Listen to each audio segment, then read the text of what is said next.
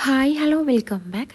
ഒട്ടും എണ്ണ കുടിക്കാത്ത നല്ല പെർഫെക്റ്റ് ആയിട്ടും മാത്രമല്ല നല്ല സോഫ്റ്റ് ആയിട്ട് ഉണ്ടാക്കിയെടുക്കാൻ പറ്റുന്നൊരു പൂരിയുടെ റെസിപ്പിയാണ് ഷെയർ ചെയ്യുന്നത്. അപ്പോൾ വീഡിയോ സ്കിപ്പ് ചെയ്ത് കാണുക, ഇഷ്ടമായി ലൈക്ക് ചെയ്യാനും ഷെയർ ചെയ്യാനും പിന്നെ സബ്സ്ക്രൈബ് ചെയ്യാനും കൂടി മറക്കല്ലേ. അപ്പോൾ നമുക്ക് ഈ ഒരു പൂരി എങ്ങനെ തയ്യാറാക്കി എടുക്കുക എന്നുള്ളത് നോക്കാം. അതിനായിട്ട് ഞാനിവിടെ ഒരു കപ്പ് അളവിൽ മൈദ എടുത്തിട്ടുണ്ട്. ആ ഒരു സെയിം കപ്പിൽ തന്നെ ഒരു കപ്പ് അളവിൽ ഗോതമ്പ് പൊടിയും എടുത്തിട്ടുണ്ട്.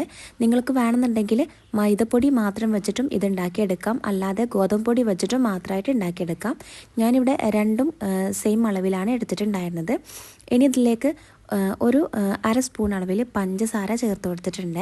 ഈ ഒരു പൂരിക്ക് ചെറിയൊരു നേരിയൊരു മധുരത്തിന് വേണ്ടിയിട്ടാണ്. നമ്മൾ ഹോട്ടലുകളിലൊക്കെ കിട്ടുമ്പോൾ കാണാമല്ലോ, ഒരു നേരിയ മധുരത്തോട് കൂടിയിട്ടും ഈ ഒരു പൂരി ഉണ്ടാവുക.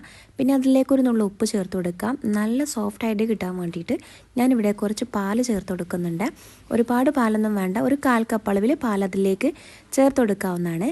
പിന്നെ അതിലേക്ക് കുറച്ച് ക്രിസ്പിയായി കിട്ടാൻ വേണ്ടിയിട്ട്, അതിൻ്റെ ഒരു പുറം ഭാഗമൊക്കെ ഒന്ന് ക്രിസ്പിയായി കിട്ടാൻ വേണ്ടിയിട്ട് കുറച്ച് റവ, ഒരുപാട് റവ ഒന്നും വേണ്ട, ഒരു 1-2 ടേബിൾ സ്പൂൺ അളവിൽ റവയും കൂടി ചേർത്ത് കൊടുക്കാം. ഇനി ഇതിലേക്ക് കുറേശ്ശെ വെള്ളം ഒഴിച്ചു കൊടുത്തിട്ട് നല്ലോണം ഒന്ന് കുഴച്ചെടുക്കണേ. കുഴച്ചെടുക്കുമ്പോൾ നല്ലതുപോലെ കുഴച്ച് നല്ല സോഫ്റ്റായിട്ട് വേണം കുഴച്ചെടുക്കാനായിട്ട്. അപ്പോൾ ഇതിലേക്ക് വീണ്ടും വെള്ളം ഞാൻ ചേർത്ത് കൊടുത്തിട്ടുണ്ട്. എന്നിട്ട് ഇതുപോലെ അങ്ങ് കുഴച്ചെടുത്തിട്ടുണ്ട്. കുഴച്ചെടുത്ത മാവ് കുറച്ച് സമയം കൂടി റെസ്റ്റ് ചെയ്യാൻ വെക്കുകയാണെന്നുണ്ടെങ്കിൽ പൂരി നല്ല സോഫ്റ്റായിട്ട് കിട്ടുന്നതായിരിക്കും. അപ്പോൾ ഞാനിവിടെ ഏകദേശം ഒരു അരമണിക്കൂറോളം ഈ ഒരു മാവ് റെസ്റ്റ് ചെയ്യാനായിട്ട് വെച്ചിട്ടുണ്ടായിരുന്നു. ഇനി ഇതുപോലെ ഓരോ ബോൾസാക്കി എടുക്കാം. നമുക്ക് ഇഷ്ടമുള്ള അളവിനനുസരിച്ച് ബോൾസാക്കി എടുക്കാം. ഒരുപാട് വലുപ്പത്തിലല്ലാന്നുണ്ടെങ്കിൽ നല്ലോണം ചെറുതായിട്ടും വേണ്ട കേട്ടോ, ഒരു മീഡിയം വലുപ്പത്തിൽ വേണം ഇത് ബോൾസാക്കി എടുക്കാനായിട്ട്. അപ്പോൾ എല്ലാം ഞാൻ ഇതുപോലെ ഒന്ന് ചെയ്തെടുത്തിട്ടുണ്ട്. എന്നിട്ട് നമ്മൾ സാധാരണ പൂരിയൊക്കെ അതുപോലെ തന്നെ അങ്ങനെ ഉണ്ടാക്കിയെടുക്കാറെന്നൊന്ന് ജസ്റ്റ് പരത്തിയെടുക്കുക, നേരെ ഓയിലിട്ട് ഒന്ന് ഫ്രൈ ആക്കി എടുക്കട്ടെ. അപ്പോൾ എല്ലാം ഇതുപോലെ ഒന്ന് പരത്തി എടുത്തിട്ടുണ്ടായിരുന്നു.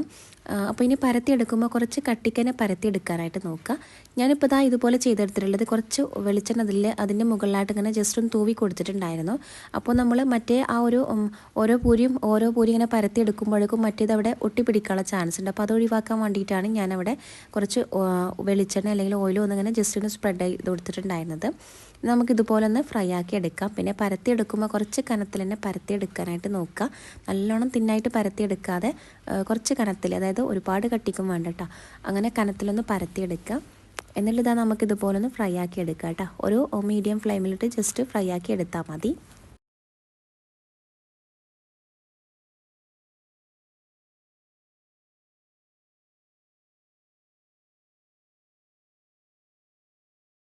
അപ്പോൾ പൂരി ഏകദേശം ഇവിടെ റെഡി ആയിക്കൊണ്ടിരിക്കുന്നുണ്ട്. ബാക്കിയുള്ളതും ഇതുപോലെ ഒന്ന് ഫ്രൈ ചെയ്തെടുക്കുന്നുണ്ട്.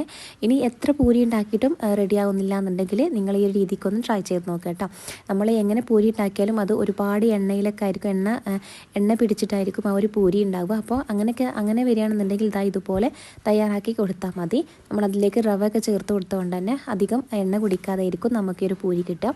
അപ്പോൾ നല്ല സോഫ്റ്റാണ്, മാത്രമല്ല അതിൻ്റെ പുറം ഭാഗം നല്ല ക്രിസ്പിയായിട്ടും നമുക്ക് ഈ ഒരു പൂരി കിട്ടിയിട്ടുണ്ടായിരുന്നു. അപ്പോൾ എന്തായാലും ഈ രീതിക്കൊന്ന് ട്രൈ ചെയ്ത് നോക്കുക. പിന്നെ ഫീഡ്ബാക്ക് അറിയിക്കാനും കൂടി മറക്കല്ലേ. അപ്പോൾ ഇതുപോലത്തെ ഈസിയായ റെസിപ്പീസിന് വേണ്ടി ഒരു ചാനൽ സബ്സ്ക്രൈബ് ചെയ്യുക. സബ്സ്ക്രൈബ് ചെയ്യുമ്പോൾ ബെല്ലൈക്കൺ പ്രസ് ചെയ്തു ഓൾ എന്ന ഓപ്ഷനും കൂടി കൊടുക്കാൻ മറക്കല്ലേ. എങ്കിൽ മാത്രമേ ഞാനിടുന്ന വീഡിയോസിൻ്റെ നോട്ടിഫിക്കേഷൻ നിങ്ങൾക്ക് ലഭിക്കുള്ളൂ കേട്ടോ. അപ്പോൾ ഇൻഷാ അല്ലാഹ് പുതിയൊരു വീഡിയോയിൽ കാണാം. താങ്ക്